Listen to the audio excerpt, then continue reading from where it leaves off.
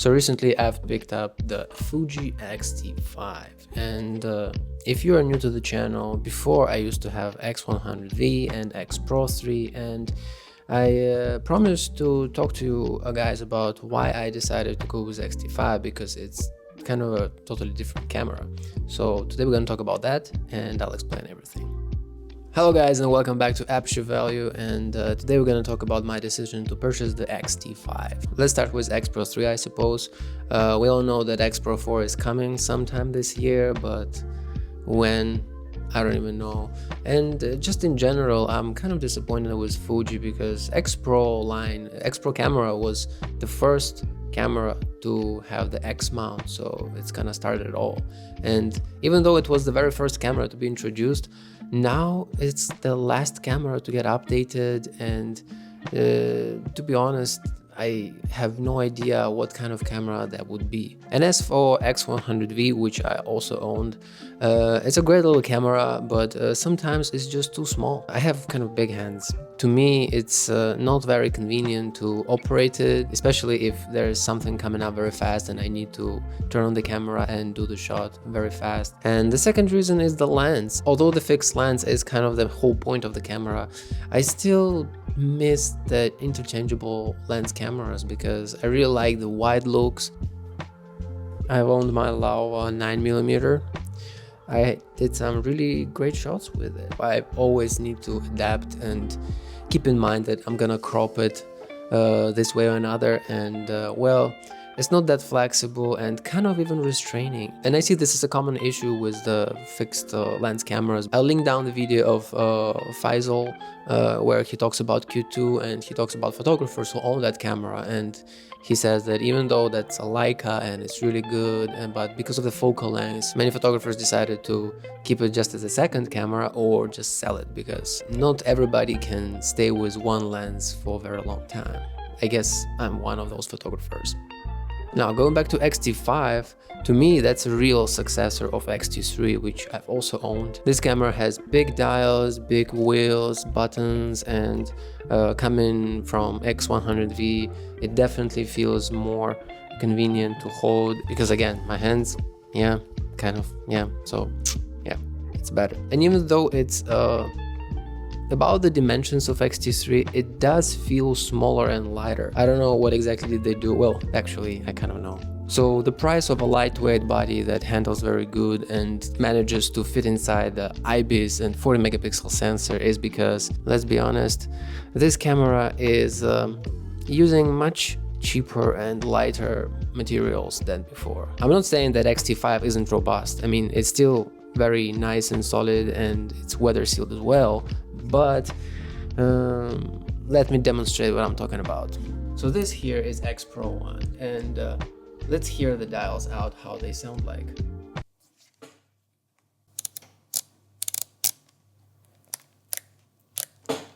Alright, now let's listen to X-T5 dials.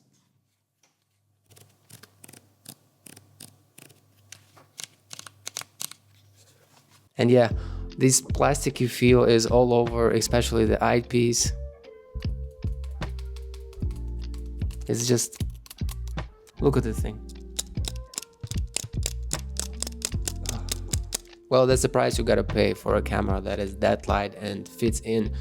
New big battery, IBIS, 40 megapixel sensor, big EVF and stuff like this, so that's a trade-off. But surprisingly, I'm okay with this trade-off because of what this camera represents. It's a workhorse that shoots awesome stills, awesome video, and yeah, I guess it's acceptable for this particular model. And the next thing is 40 megapixel sensor. Now, I don't really care about 40 megapixel sensor. I guess it's gonna be a big plus for me because I like heavy edits, and extra resolution is gonna be better, they say.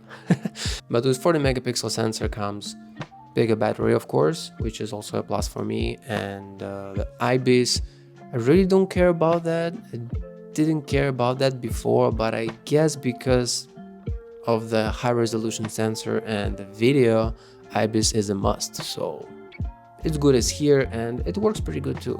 I've already tried the camera, I've shot some pictures with it, and I'm really happy with what I see. I slept my lava on it and I got some really wide shots I wanted to get for so long, and yeah, you can check it out now and you tell me how it looks like.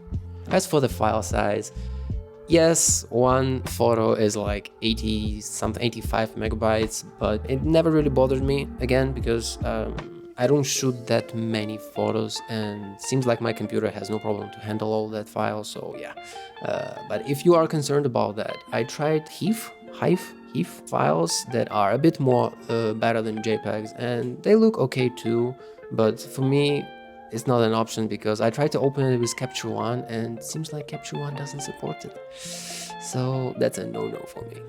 And finally, the last reason is because I want to have a camera that will serve me as a photo and video camera all together to do this channel, make videos. The photographer first approach that Fujifilm was promoting on it just sold it to me. That's why I never really went for X-T4, because of how much video-centric that camera was. The flip screen, the size, everything was just not for me. Fujifilm keeps its legacy series like X100 and X-Pro cameras, but both of them became something different from what they were. So if it's X-Pro camera, again, I have X-Pro1, it's a beautiful camera, and I definitely can see what was behind the creation of this camera. With the new camera, I don't even know, because it seems like X-Pro cameras are almost a burden for Fuji to develop and release. It seems like every next camera is like they have to do it, and this kind of feel doesn't make a great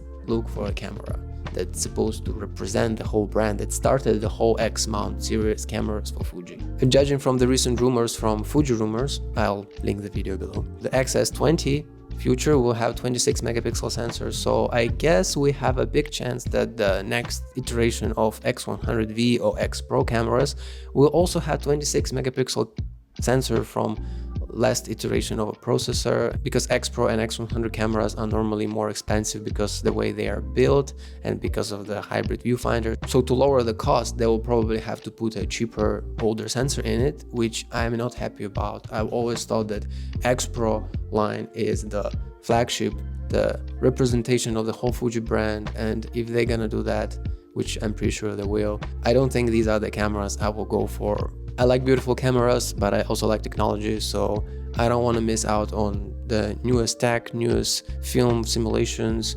and stuff like this. So yeah, that's one more reason why X-T5 seems to be a better choice for me. So let's just say X-T5 is a more reasonable choice, not just for me, I guess for many other people, so keep that in mind. And next for X100 cameras, again, the limitation of the fixed focal lengths, which I can deal with, but it's not really for me. Recently, X100V became such a hit among the TikTok influencers and Instagram, so I'm pretty sure in the future X100 cameras will become the eye candy of the brand, and Fuji will pay more attention to how to please influencers and make the camera look cool instead of actually making a good camera. I hope Fuji proves me wrong, but that's the vibes I'm catching so far. And this is it, I guess. These are the reasons why I chose X-T5, and if you have any questions about the camera, again, you can leave the comment down below, and if you're interested in unboxing of this camera, I did a video of that as well, so I'll link it somewhere there. Okay, thanks for watching, and I'll see you next time. Bye.